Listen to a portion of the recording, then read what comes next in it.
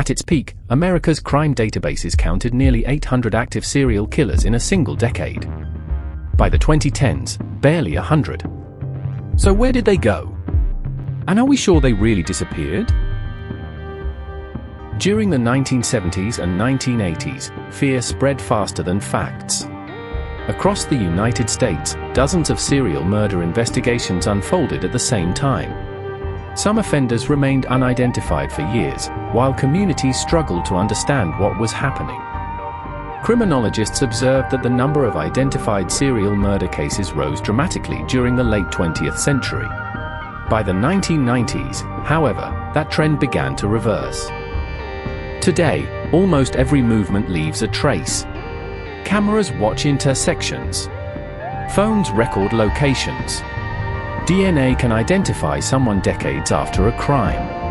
Yet one question remains. Not every multiple murderer is a serial killer.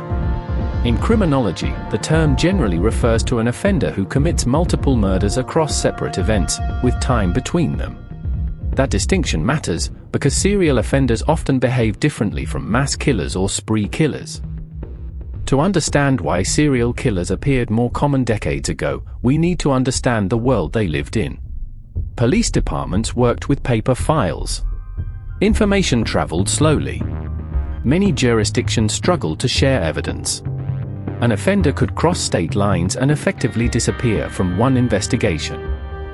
Investigators relied on witness statements, fingerprints, and painstaking manual work. DNA profiling was not yet widely available. National databases were limited, and communication between agencies could be slow. Cases that today might be linked within hours could once remain disconnected for years. Imagine disappearing today. Every purchase, every phone call, every road you drive, and every message you send leaves behind a trail. But just a few decades ago, that trail barely existed. A person could travel hundreds of kilometers, pay with cash, check into a motel, and leave almost no digital evidence behind. In the 1970s, Ted Bundy murdered young women across at least 4 states: Washington, Utah, Colorado, Florida. But each police department only saw its own cases. There was no system to compare them. With 16,000 law enforcement agencies across the country, a killer who crossed a state line could vanish from one investigation entirely. It took until 1985 and a detective named Pierce Brooks for the FBI to build SixCap, the first national database designed to link the murders no single department could see. America's interstate highways were built to move a nation. They also gave predators a place to hide. Killers began following the long-haul routes, leaving victims hundreds of miles apart, in state after state, where no one connected the dots. Decades later, the FBI would open its Highway Serial Killings Initiative and catalog more than 750 bodies found along the roads, and nearly 450 suspects, many of them long-haul truck drivers. For most of the 20th century, if a killer left no fingerprint and no witness, he left almost nothing at all. Then, in a laboratory in Leicester, England, a scientist named Alec Jeffreys discovered that every person carries a unique genetic signature. In 1988, that discovery convicted a killer named Colin Pitchfork, the first murderer in history caught by DNA. For the first time, biology could do what detectives could not. Behind every one of these cases was a person. And for decades, the victims who vanished most easily were often the ones society watched least closely. Runaways, hitchhikers, women working the highways at night. When they disappeared, the alarm was quieter, the search was slower, and the cases were easier to leave unconnected. What changed was not only the science. It was the decision to treat every missing person as someone worth finding. Then the ground shifted. In 1998, the FBI switched on CODIS, a single database linking DNA from crime scenes across the entire country. Fingerprints went digital. Cameras spread into every street. Cases that once sat in separate filing cabinets could now be matched in minutes. The tools that would soon corner killers no one had ever identified were quietly falling into place.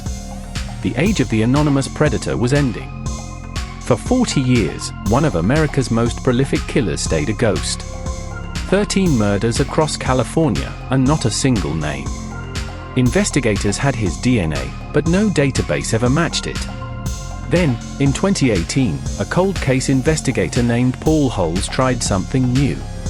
He uploaded the killer's DNA to a public genealogy website, the kind ordinary people use to find distant cousins. It found relatives he had never met. From that family tree, detectives worked their way to one man. Joseph James D'Angelo, the Golden State Killer. Caught, not by a witness, but by his own family's DNA. The modern world watches. In a large city, an ordinary person can be recorded on camera dozens of times in a single day. Traffic cameras, storefronts, doorbells, transit stations. No single lens sees everything. But together, they can rebuild where a person was, and when. A killer who once slipped through a crowd unseen now leaves a trail of timestamps behind him. Sometimes the smallest thing gives everything away. For 30 years, the killer who called himself BTK taunted police in Wichita, Kansas, and was never caught. Then, in 2005, he mailed them a floppy disk. He believed it was untraceable. But hidden inside the file was metadata, a digital signature he did not know existed. It named a church and a man. Dennis Rader. Within days, a 30-year manhunt was over. Today, we all carry devices that remember far more than a floppy disk ever could. For most of the 20th century, linking crimes meant a detective, a wall, and a length of string. Today, it means a database. DNA profiles, fingerprints, and case files that once sat in separate cities can now be compared in seconds. When a new sample is entered into a national system like CODIS, it is checked against every unsolved case in the country at once. The connections that once took a career to find can now surface overnight. The Golden State Killer was not the end. He was the beginning. Since 2018, investigators have used public DNA databases to identify hundreds of suspects and to give names back to victims from cases that had gone cold for decades. Every time someone uploads their DNA to trace a family tree, they add another branch to a map that can reach a distant relative they have never met. The internet does not forget. And increasingly, neither does the evidence. When researchers charted the numbers, the pattern was undeniable. According to the Radford University Serial Killer Database, the number of active serial killers in the United States peaked in the 1980s, then fell sharply, decade after decade. From more than 700 in the 80s, to barely over 100 in the 2010s. The reasons are still debated. But better forensics, connected databases, and faster investigations are widely considered the driving forces. But numbers never tell the whole story. Some experts believe serial killers truly became rarer. Others argue they are simply caught faster now, stopped after one or two victims, before a pattern can ever form. And a few wonder whether the crime itself has changed, hidden inside statistics we have not yet learned to read. The world got better at catching them. Whether it got better at seeing them is another question entirely. When criminologists laid the decades side by side, they saw the same shape again and again. A rise through the 1960s and 70s. A peak in the 80s. And then, a long, steady fall. It did not happen overnight. But year after year, confirmed serial murder cases became rarer. The era that had produced some of the most infamous names in American crime was quietly coming to an end. That does not mean they vanished. As recently as 2018, investigators used DNA and old confessions to confirm that a man named Samuel Little was the most prolific serial killer in American history, responsible for more than 90 murders that had gone unconnected for decades. But today, offenders like him are the exception. Most are identified far earlier, stopped after one or two victims, long before they can become a name the country remembers. The investigator of today looks nothing like the detective of 1975. National DNA databases. Digital evidence. Forensic genetic genealogy units. Systems that let agencies in different states compare a single case in real time. What once depended on one detective's memory and a wall of photographs now runs through networks that never sleep and never forget. But not every case ends with an answer. For every cold case reopened and solved with new technology, others remain exactly where they were left decades ago. Detectives still pull those files, run old evidence through new machines, and wait. Some of those answers arrive years later. Some may never come at all. And every unopened file is a reminder that progress is not the same as certainty. The same tools that catch killers also watch everyone else. The cameras, the databases, the location trails, and the DNA that ordinary people hand over to trace their ancestry.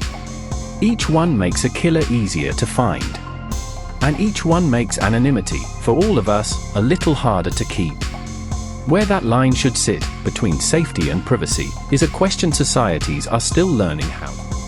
So, where did all the serial killers go? The honest answer is more complicated than a single headline. Some were caught sooner. Some crimes that once would have stayed unconnected are now linked by science, in days, instead of decades. The monsters did not simply vanish. The world around them changed.